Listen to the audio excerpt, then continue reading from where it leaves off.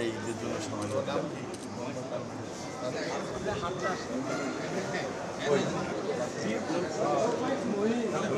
এই ঈদের জন্য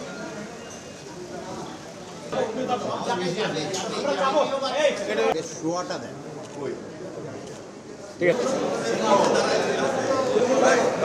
জুলাই আন্দোলনে যারা শহীদ হয়েছিল, আমরা ইতিমধ্যে সকল পরিবারের পাশে বাংলাদেশ জাতীয়তাবাদী দলের পক্ষ থেকে সর্বাত্মকভাবে খোঁজখবর নিয়েছি।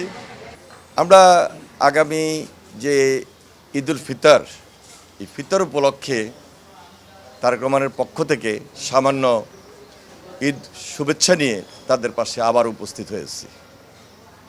দেখুন, বারবারই আমরা বলছি যে দীর্ঘ 15-16 বছর ফ্যাসিস্টের বিরুদ্ধে আন্দোলন সংগ্রাম করতে গিয়ে আমাদের অনেক নেতাকর্মী গুম খুনের শিকার হয়েছে। সর্বশেষ জুলাই আন্দোলনে ছাত্র গণ অভ্যুত্থানে যারা নেতৃত্ব দিয়েছেন তারা অনেকে শহীদ হয়েছেন, অনেকে দৃষ্টিশক্তি হারিয়েছেন, অনেকে পঙ্গুত্ব বরণ করেছেন।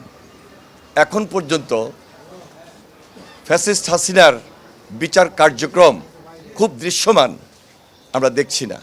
হাসিনার পরিবারের বিচার করতে হবে যারা এই দুর্নীতি দুঃশাসনের সঙ্গে জড়িত, এবং যারা এই ফ্যাসিস্টের দোসর একদম তৃণমূল পর্যায় পর্যন্ত।